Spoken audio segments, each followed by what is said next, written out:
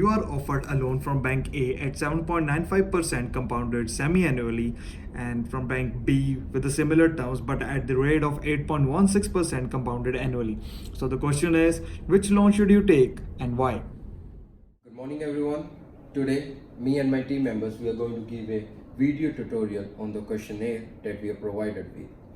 Now we are assuming that we are going to take $1,000 of loan from two different banks, and let's see which will be more beneficial for us for repaying. Now here you can see we are going to take $1,000 of loan from two different banks, that's Bank A and Bank B, for total time period of 2 years with two different interest rates. For Bank A, we are getting 7.95% of interest compounded semi-annually, whereas Bank B is giving us 8.16% of interest compounded annually. Now we can look for the calculation of Bank A, which is PV is $1,000. That's our initial amount. IY equals to 7.95%, CY equals to 2, N equals to 4. I equals to IY divided by CY, which is 0.03975. Our calculation began with FE equals to PV in bracket 1 plus I raised to N. That's 1000 in bracket 1 plus 0.03975 raised to 4. The final answer which we are going to get for our Bank A is $1,168.73, which we are going to pay back to Bank A.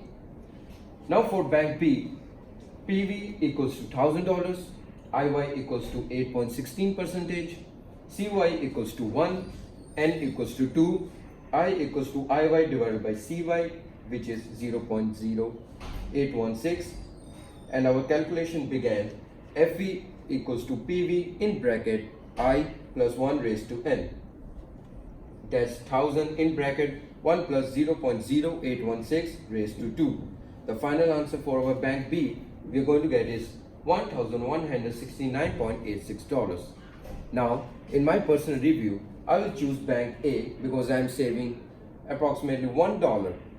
So, Bank A is the right answer, which you are going to choose. To purchase a new vehicle, you decided to select Bank A. You financed the car on September 4, 2019 for $5,000 and agreed to pay three separate payments. You pay $1,000 on December 4, 2019 and $2,000 on March 4, 2020. So the question is, in how many months from the purchase date will you be expected to pay your final payment of $2,265.68? You also need to draw a timeline for this question. Okay, so here we have took a loan from Bank A on September 4 of $5,000 to purchase a new vehicle, and we have decided to give $1,000 on December 4 and $2,000 on March 4, and the remaining payment of $2,265.68 on the date we have to find out. So first, we'll take this that to PV1, that to PV2, and that to PV3. So here we have given everyone that is of $1,000, PV1 that we have to calculate right now, IV1 7.95 that I have calculated already the PV1, and CV2 is 2 because it is compounded semi-annually. Yeah, so it is compounded semi-annually, so CV is 2, and N is equals to 1 by 2, which comes out to be 0.5, as you can say. So here I will show you how to calculate the PV1 out of these given value on the financial calculator. So now we are going to do our mathematical calculation, which is, in first we are going to take FE1 $1,000. Next we are going to pick IY, which is 7.95. Next is CY, which is 2.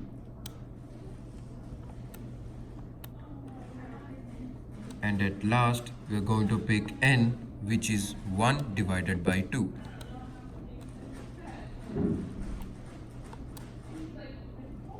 Upon computing this, we are going to find our final answer PV1, which is 980.70. Okay, so this one is the second future value is of 2000, which is of March 4. I'll write it down here for you. March 4. And present value we have to calculate PV2. IY is still 7.95% because the bank is still A, right? So CY equals to 2 and N equals to 1 because the time period between this to this date equals to of 6 months, and which in turn comes out to be 1. And here I will show you how to calculate the PV2 on the financial calculator again by following the same steps. Now we are going to look for our PV2. So let's compute in FE2, which is $2,000, our IY, which is 7.95%, next CY, which is 2,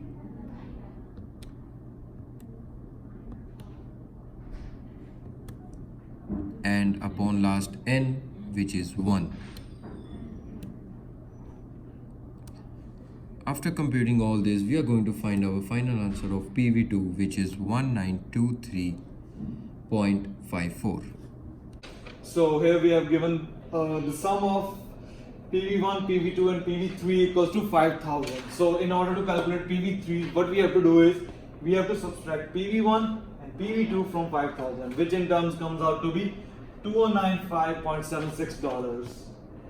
I'll put a dollar sign. Okay, and then what we have here is FV3, the final payment here, and PV3, which we have calculated here. CY still remains the 2 because the bank is still the same, and IY equals to 7.95%. So to calculate N, I will show you how to do it on the financial calculator. For finding N, let's begin our calculations. Let's punch in FE3, which is 2265.68. Let's punch in PV3, which is 2095.76.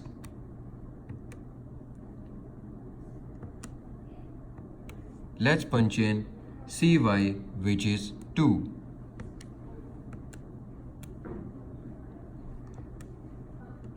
Let's punch in IY, which is 7.95%. And later on, we're gonna find our N, which is 2.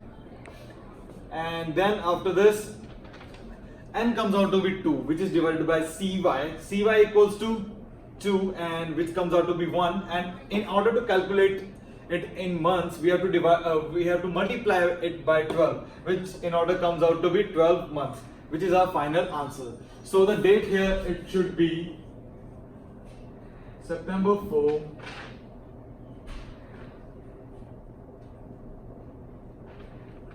2020, and here it should be 2020 as well. Here it should be 2019, and here again 2019 it is. So this is how we calculate the value of N, and we have to find out the date of the final payment, which is $2,265.65. Thank you, and you have a good day.